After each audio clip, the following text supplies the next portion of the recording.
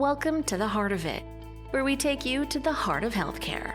This season, we're exploring what happens behind the scenes at Fraser Health to ensure patients receive the best care possible. Fraser Health provides care on the traditional, ancestral, and unceded lands of the Coast Salish and Inklakatma nations and is home to 32 First Nations within the Fraser Salish region. Fraser Health is dedicated to serving all Indigenous people and honors the unique cultures of the First Nations, Métis, and Inuit living within the Fraser Salish region.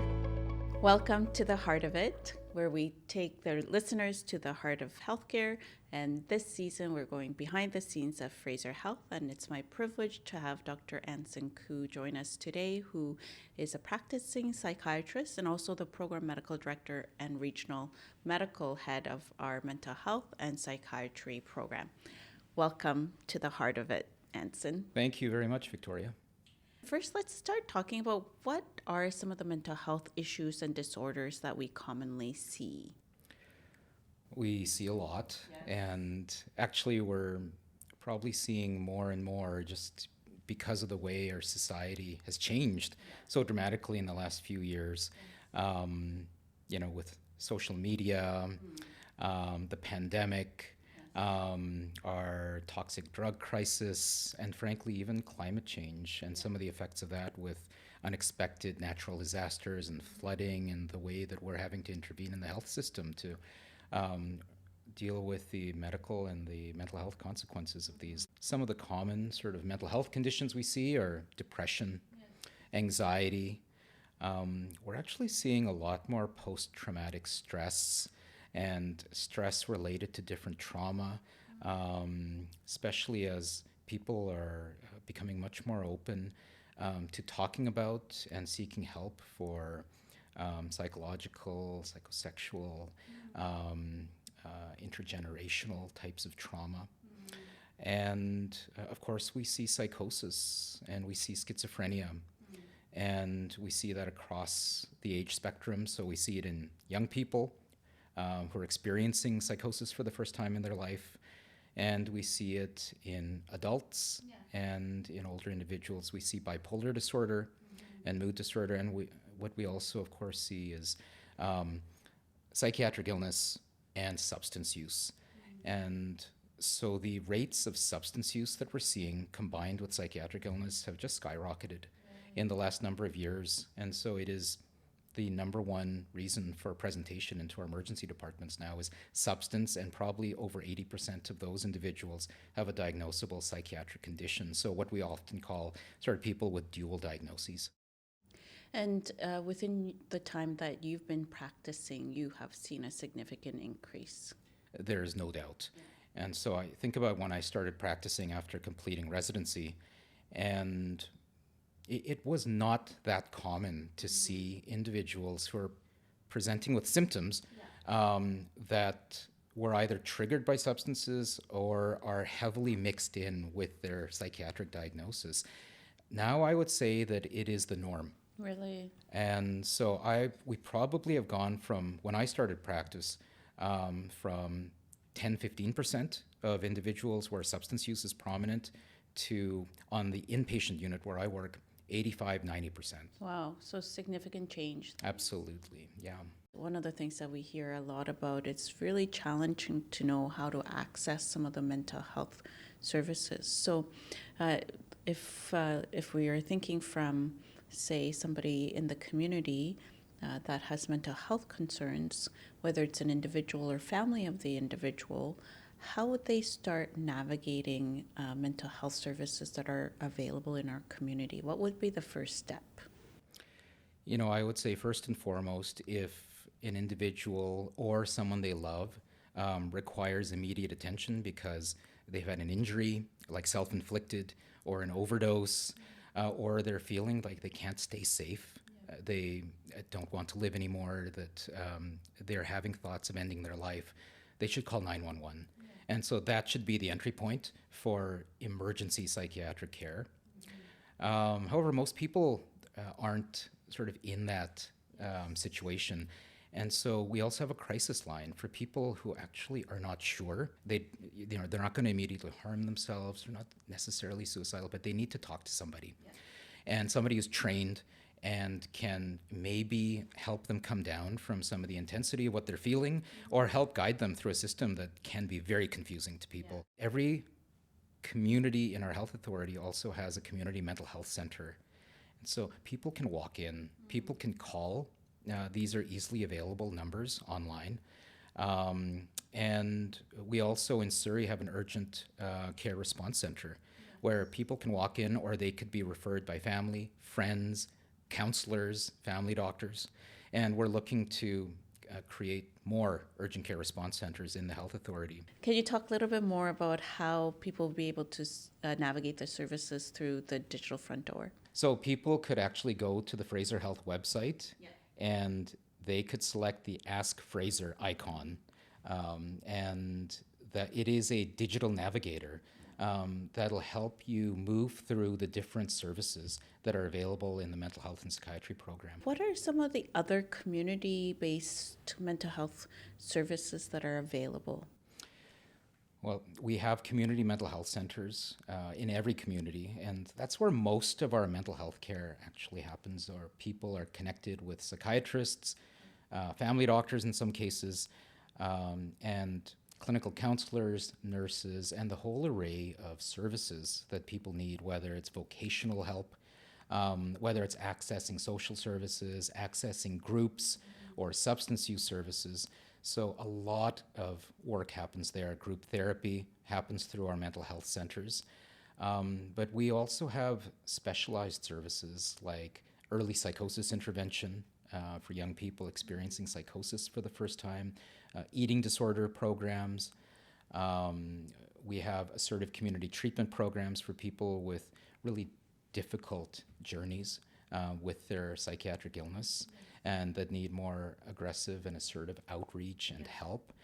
And we have a system of care for children and adolescents as well. And we also have our START program, our short-term assessment response team for children and adolescents, where parents or friends of individuals or young people can call and get connected to help. It operates 7 days a week. And so that's a point of access and getting care before people go to the emergency department and start that journey, which, as we know, can be difficult for a lot of people. How long does it take to see the relevant clinician or service, or are you immediately connected to services? I will say, let's start with children and youth. Yes. If they contact START, if it's during working hours, they will speak to someone immediately. Someone will, if after hours, get back to them the next business day. Yeah. And so that will be a connection that is very quick. Yeah. In terms of mental health centers, we really do prioritize based on need. And so there is no one-size-fits-all for people who are referring themselves or being referred. So for instance, if you're referred from a hospital setting, say you've been on the psychiatric inpatient unit, and you're referred to a mental health team, in certain communities, you can be seen even daily or contacted daily by a nurse, a transitional nurse, who will ease that transition into a mental health team and make sure that you're doing well and that things are going okay for you during that really delicate transition from hospital onto the mental health team. If you're coming from the community and you're referring yourself or a family doctor's referring you, then someone who works in sort of what we call our intake function, which is basically a clinician who really tries to understand your needs and the situation that led to the referral or self-referral, and they will prioritize you based on what your situation is. Sometimes they will say, you need immediate help, and I'm going to help you, perhaps by calling an ambulance, with permission, talking to a friend or a family member to help you get other assistance. Otherwise, you will see someone within an amount of time that depends on the community and the resources in that community. I want to acknowledge, oftentimes the turnaround is excellent.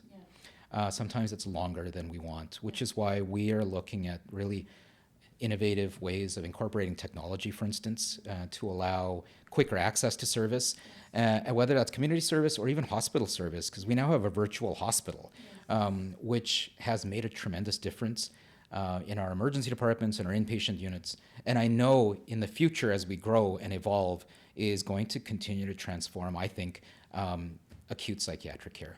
There was a point where well over 80% of our appointments in the mental health and psychiatry program were virtual or by phone during the pandemic. I think we were over 85% at one point.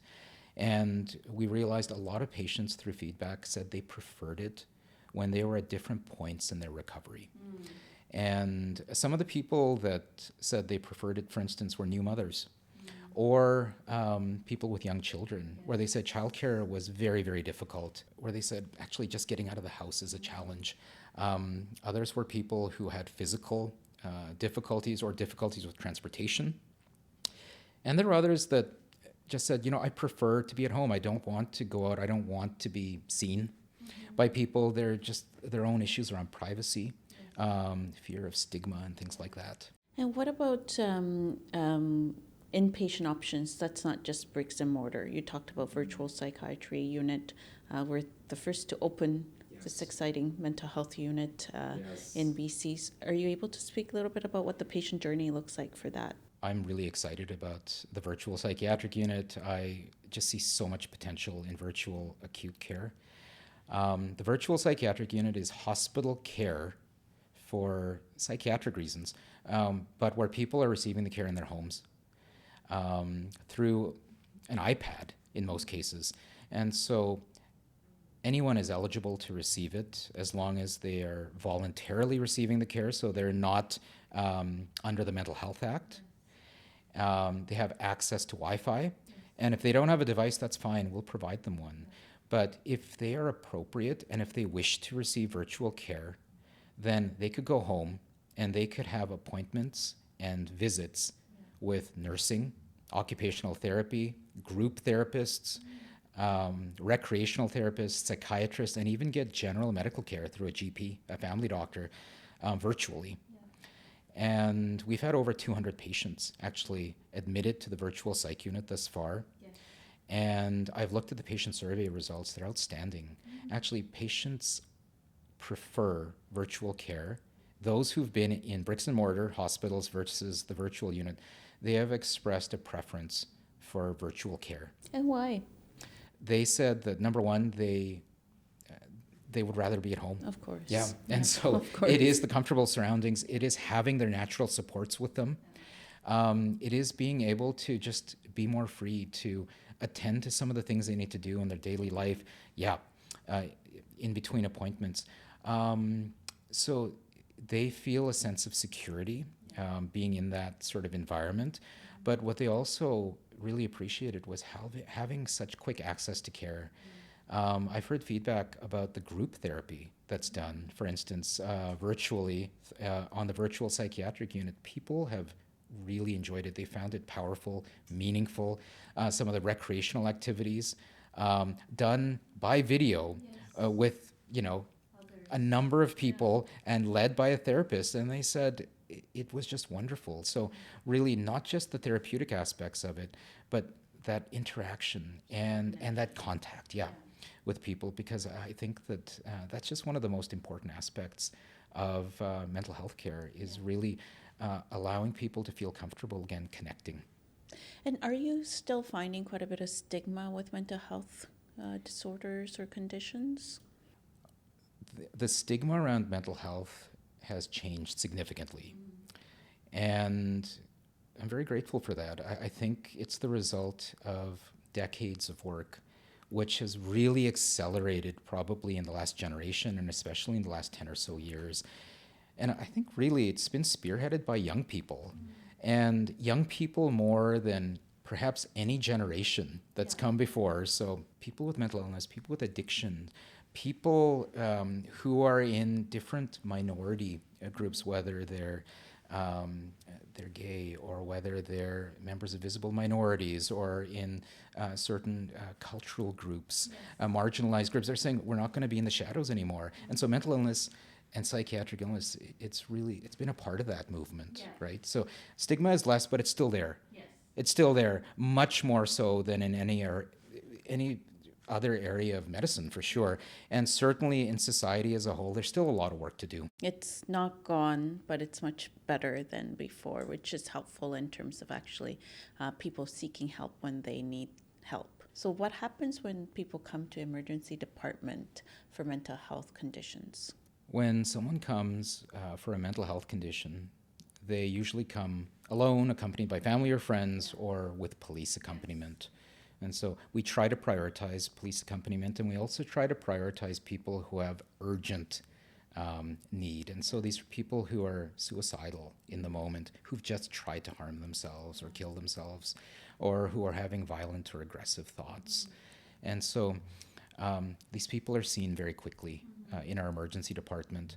At that time, a decision is made by the emergency doctor whether these are individuals who could be seen by a mental health professional in the community at a later date, either in the next few days or a little bit beyond that. So they may be referred to a local mental health program.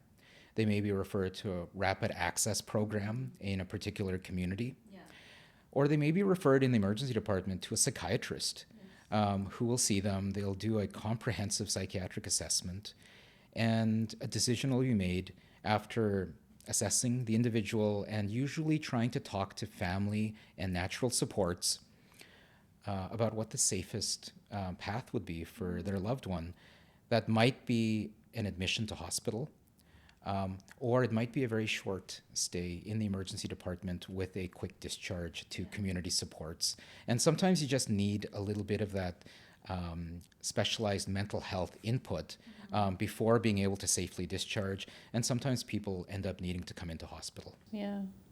And what are the kind of the most common conditions that you see in the inpatient or hospitalized setting?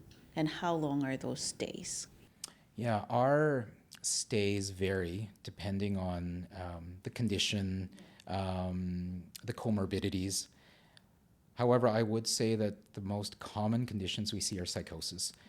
A medical definition would be it's a failure of reality testing, but a more common definition would be when people are having difficulty distinguishing what is real and not real in their environment. So example, people might hear voices that aren't actually there in the environment. They might see things that aren't there. We might call this auditory or visual hallucinations. They may experience beliefs that are fixed but clearly false. And so some of the things that we see in our patients are people believe they're being followed by CSIS or the FBI, or that people are trying to poison them. And so they may have what we call paranoia around their safety. And so we call these delusions. If they're fixed and firm and false, and they can really be very troubling, very distressing, and can impact people's lives tremendously. And these are people often who need hospitalization.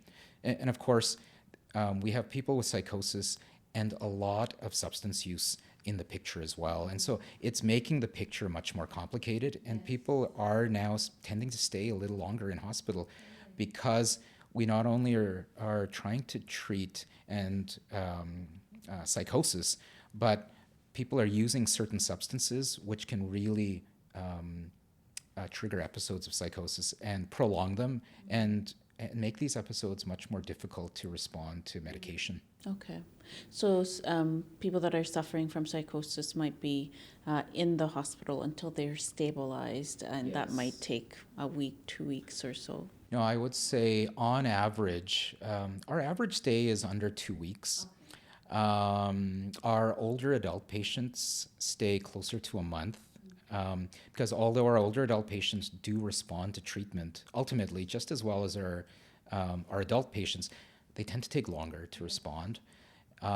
People with psychosis and substance use would probably be somewhere in between that 2 weeks and a month. Yeah. And let's talk a little bit about more the seniors. What are some of the conditions that you see seniors being hospitalized for? You know, we actually see the same conditions that we see in younger adults. But what we do see in our seniors is that there's often just an overlay of cognitive issues often. So yeah, you're starting to see like memory difficulties, dementia, and some of the impacts on function, memory. Yeah, and so these complicate the picture, and so you have to have a lot of sensitivity and expertise around proper medication management.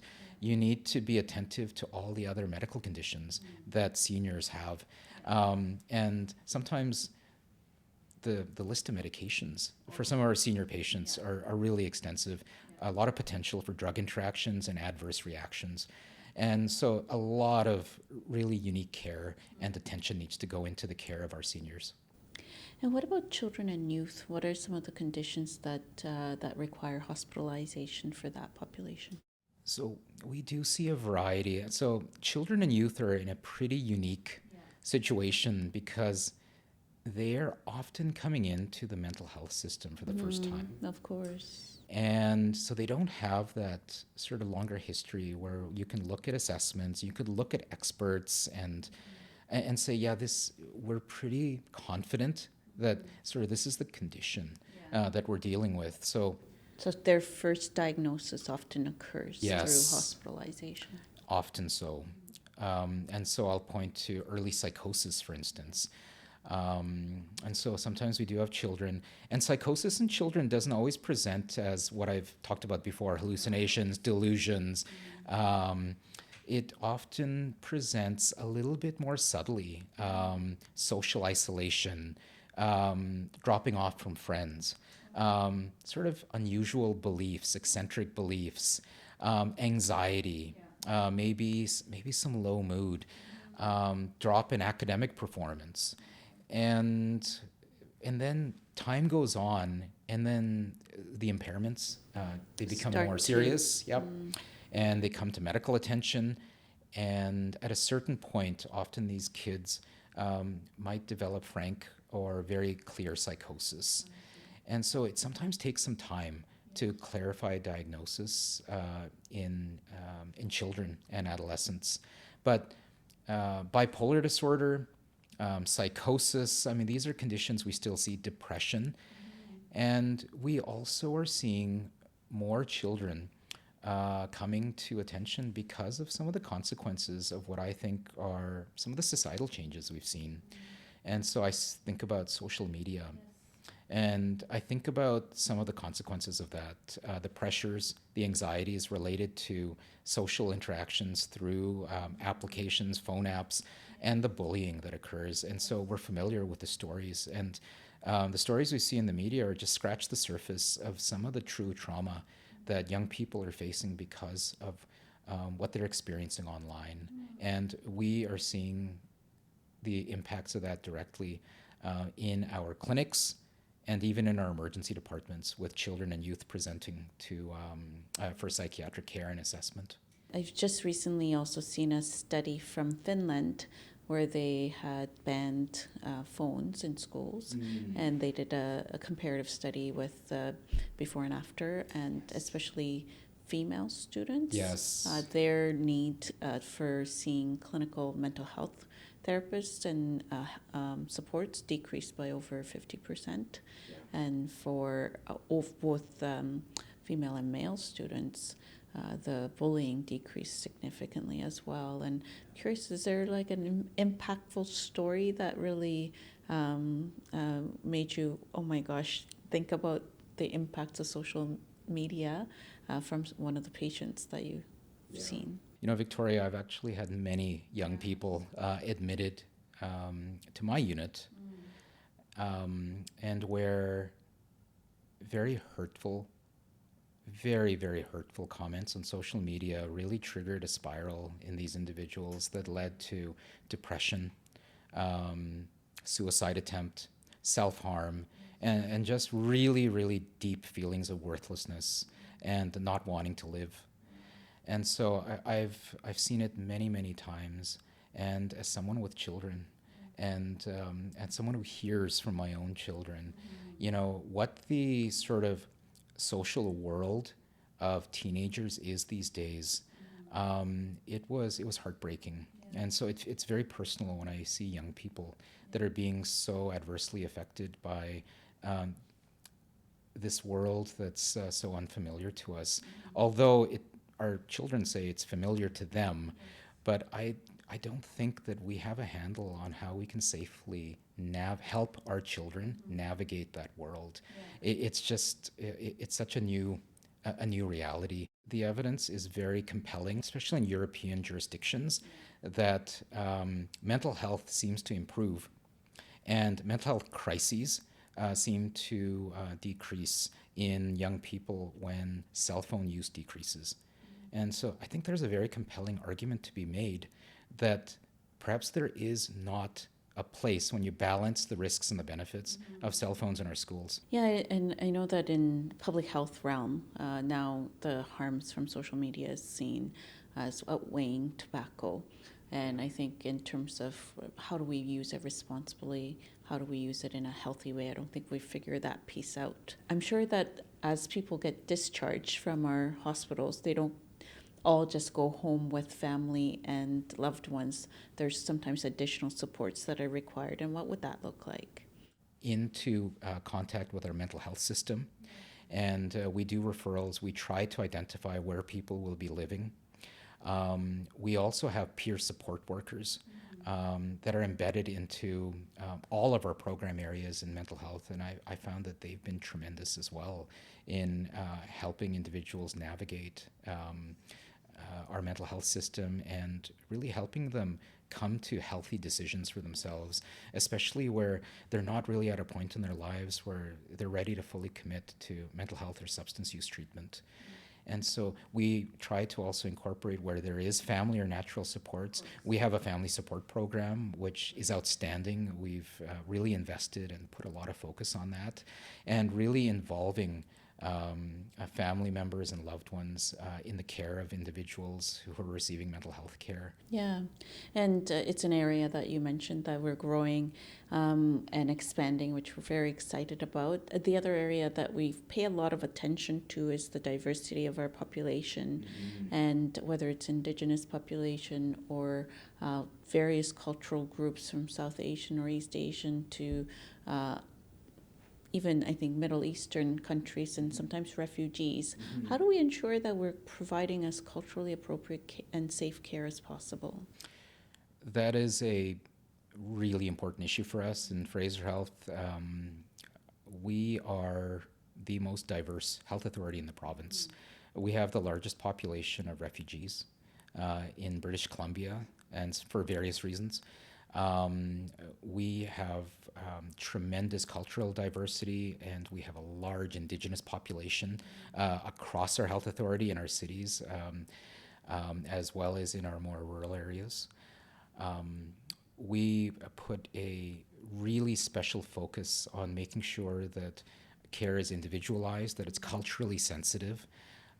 We make sure that we have, for instance, just at a very basic level, interpretation services readily available. And actually, that's been made a lot easier through so many initiatives through the province with either in-person or telephone interpreter services. We really try to incorporate families and understanding, especially in mental health care, understanding sort of the cultural, spiritual, religious values that might help inform psychiatric care in different communities. And with the Indigenous population in our health authority, we're really trying to pay special attention to culturally sensitive and safe care for them. So we have Indigenous cultural safety and anti-racism courses that are rolling out as mandatory training for all of our staff. Our Indigenous health liaisons are actually accessed very frequently by our Indigenous patients who are admitted to our psychiatric units. And let's talk about staying in the hospital, because sometimes it's against will, and sometimes it's with. Yes. And I think it's good for people to hear about what are the conditions that people may need to be staying in our hospital setting against their will. Yes. So we have a mental health law called the British Columbia Mental Health Act. And it does allow physicians to keep patients and individuals in hospital against their will under certain very limited conditions. And so those are if the patient poses a threat to themselves, poses a threat to other people, or if they are at risk of significant mental or physical deterioration, or pose a significant risk to their own well-being. And that actually has also been defined as potentially doing financial harm to themselves because of a psychiatric illness. And so it does allow, often it's the emergency doctor who will invoke the Mental Health Act initially. It allows that individual to be held against their will for 48 hours. Before those 48 hours are up, a second doctor has to do an assessment. In Fraser Health, that's often a psychiatrist. Sometimes it's a family physician, sometimes it's another physician. But that second physician is the safeguard, and they need to agree that this patient does require ongoing involuntary admission to hospital for psychiatric reasons, or they could determine that at this time, at the time of that second assessment, they no longer meet the criteria and they could be discharged. If they decide after a detailed assessment that that person needs to stay against their will, that period of time can extend for up to 1 month, although most people are discharged from hospital well before then. Yes, and I think it's important for people to know that the bar is quite high, and in terms of the criteria and the systematic methodology of how the physicians actually review, whether it's Emerge or psychiatrists or family doctors or others, as you mentioned, in looking at ensuring that we're meeting that Mental Health Act, especially when it's involuntary, and that's important. Yeah, I mean, I think it's one of the most serious things that we do, not only in psychiatry, but in the medical system, to actually take away someone's rights and to some extent, some of their autonomy during a very vulnerable period in their life. I take that very seriously, and I know all of my colleagues do, whether they're psychiatrists, physicians in other specialties, nurses, or other caregivers. And there's a lot of attention and care paid before someone is deemed as needing involuntary hospitalization. There are also a lot of legal safeguards in place as well. So people have the right to legal counsel at any time. They have the right to a review by an external body, an impartial external body, a review of the detention itself, and that is often invoked. And they have the right to a rights advisor who can advise them of all of their rights and help them invoke their right to a review of their detention. Mm-hmm. And this is a very sensitive area also because sometimes there's this ongoing tension, right?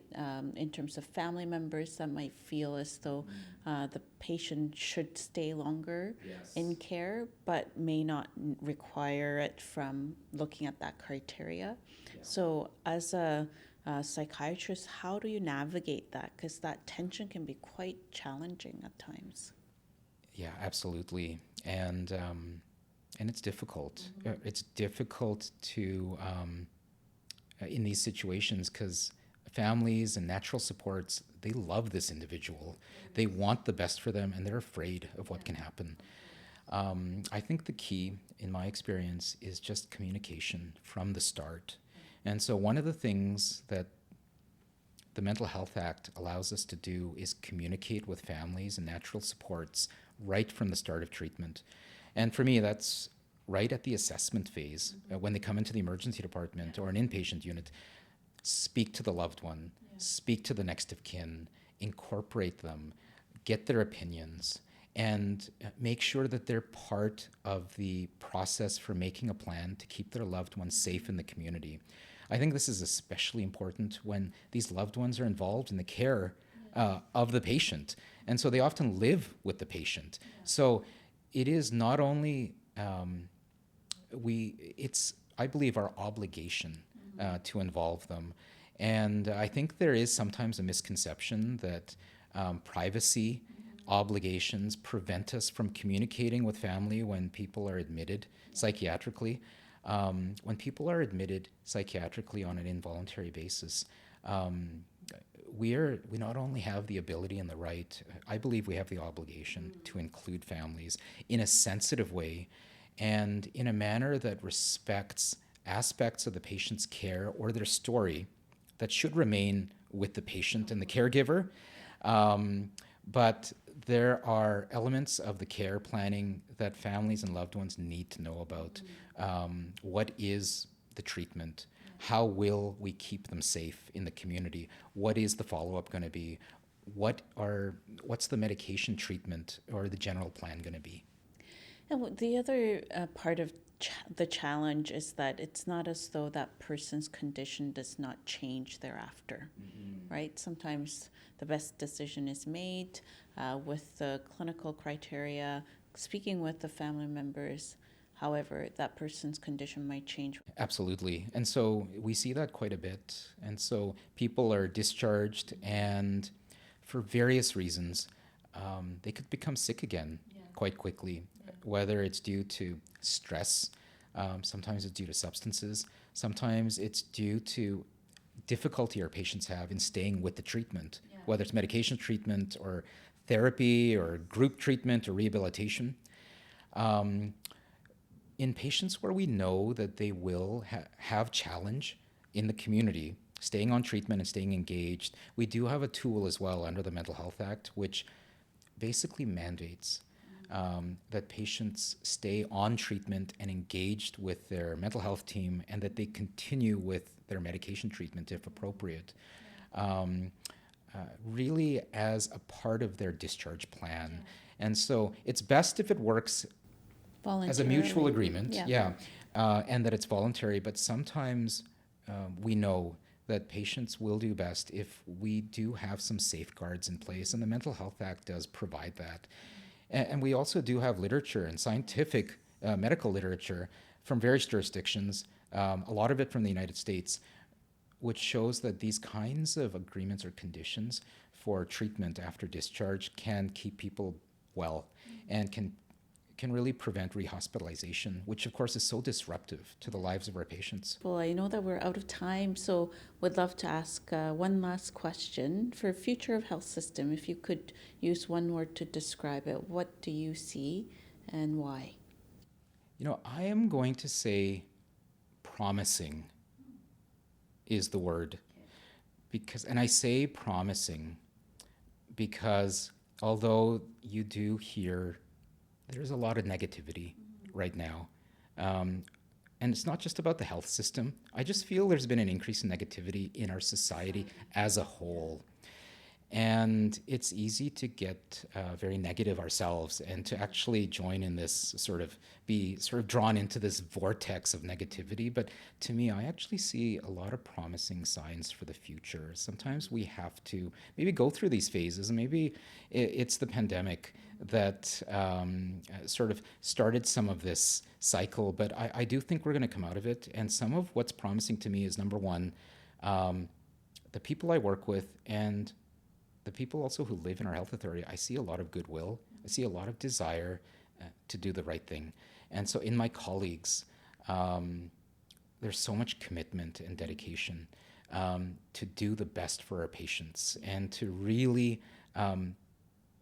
sacrifice to make sure that our patients, when they come to us in need, that they get the help they need. And I just see it over and over again. Well, thank you so much, Dr. Koo, for joining the Heart of It and sharing the heart of innovation and wraparound of services and very much patient-centered and client-centered journey, and how we're using technology to achieve even more for our patients and populations that we serve. Thank you so much. Thanks, Victoria, for the opportunity. Join us next time as we continue to get to the heart of healthcare. Don't forget to rate and subscribe to this podcast. The Heart of It is produced by Fraser Health Communications and Public Affairs.